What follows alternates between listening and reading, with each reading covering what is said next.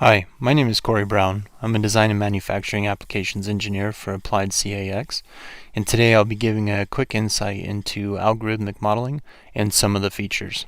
Algorithmic modeling inside of NX gives us the opportunity to add different types of features, but also you can set up rules that you can add textures and geometric patterns to different surfaces.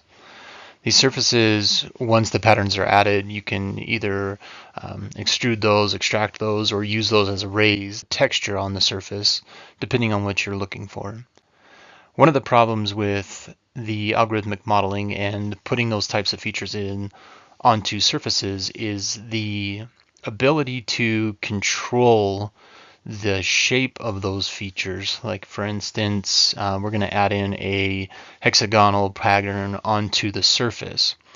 Now, the way that NX controls these patterns is UVs on the surface. We can see that the algorithmic model that was created, or the lines that were projected onto the surface, are being controlled by the UVs. So as these lines are condensed along that surface, you can see that the pattern itself gets compressed or extended. And this is problematic when you're working with surfaces of different size UVs or different orientation UVs. And you can see it in here in the model as the UVs are different on each surface. I'd like to show an example now of what it looks like when you try to place an algorithmic feature across two different surfaces that have different UVs on them.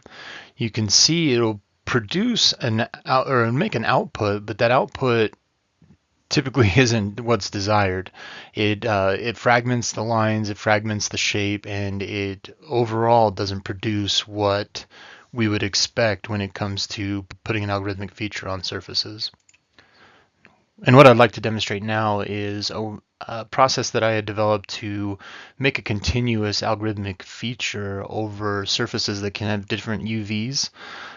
So what we're going to do first is go ahead and flatten out the surface of this, and what that'll give us is a flattened representation of the surface outline, and we can use this to now project the different algorithmic features too.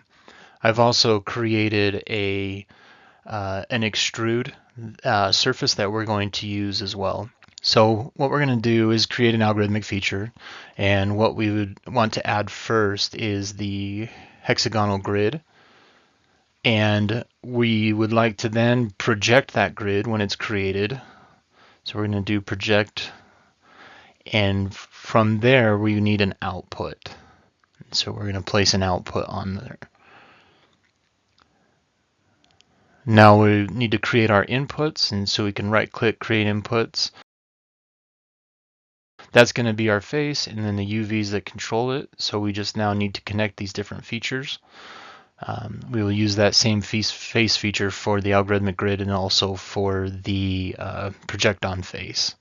So we're not going to do any parameters in here yet. We're going to hit save, and you can see it produces a broken algorithmic feature. So if we double click that on, now it's going to ask us to select the face and we're extrude, and we're going to set our UVs to 20.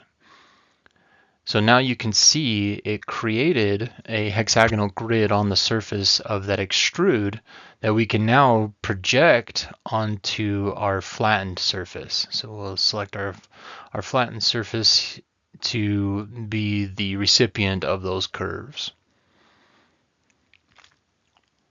And now we can see that those curves are now projected onto that surface.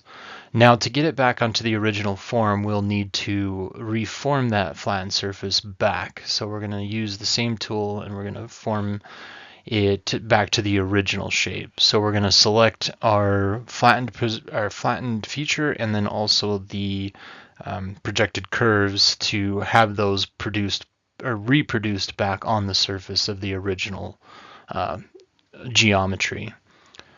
And now we can see that as that has been created, it's been projected back, and now the features are more uniform and they're more dispersed across the whole surface instead of having it bunched and distorted on the surface itself because of the UVs.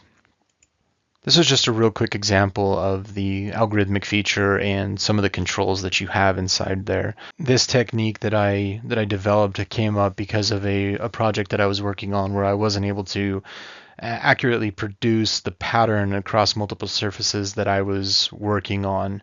And so I went this route to more accurately represent what I was trying to achieve with using the algorithmic feature. I'd like to thank you for your time today, and I hope you found this useful.